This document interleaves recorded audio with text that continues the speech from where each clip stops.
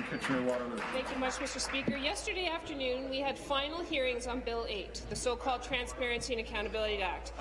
To Minister Matthews. A piece of legislation that in fact fails this province's most vulnerable children. Mr. Irwin Elman, the provincial advocate for children and youth, told members of the committee how it fails. He told the story of a 10-year-old boy in a group home who was put in physical restraints 108 times in a 13-month period. Mr. Elman added, "It takes a great deal of courage for a child as vulnerable as those in my mandate to speak up.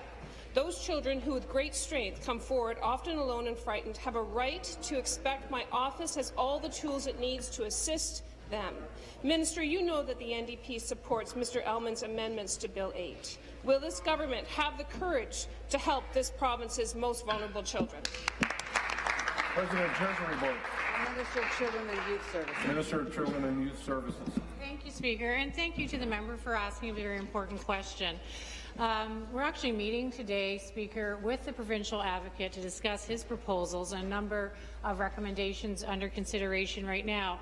And let me just say, too, that our goals of the government are the same as the advocates, and that is the best care and support for children in our province so that they can reach our full potential. And Bill 8, as the member knows, if passed, will give the provincial advocate new investigatory powers that have been modelled after other powers provided to the Ombudsman under the Ombudsman Act. So we do have the same goals, and it's about child protection, safety, and helping children reach their full potential. Thank you. Thank you. Supplementary.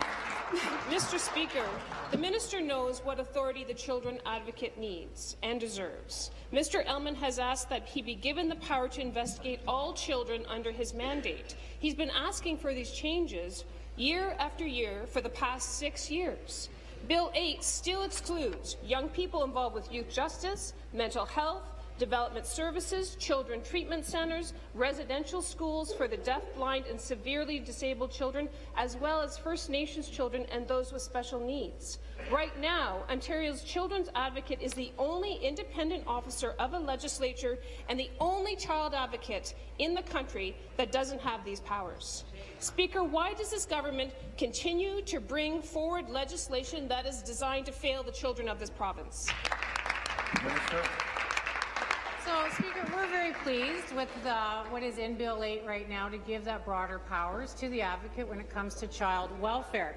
And, in addition, there are other accountability measures with Children's Aid Society. The member mentioned youth justice. So we've also ensured that the Ombudsman has oversight of all of our youth justice facilities. And I'm really looking forward to hearing the outcome of the meeting today with the provincial advocate as this bill moves forward. I just want to say, though, Speaker, it was the third party, however, when given the chance, who shot this bill down. They didn't want it to go forward. They refused to support the bill. Here we are. We have brought it back as the Premier promised. We brought the bill back as is before the election, and now we're moving forward. I hope we'll have a good resolution. And as I said, the advocate does great work, and we all share the same goal, Speaker, which is the best interest of children in our province. Thank you.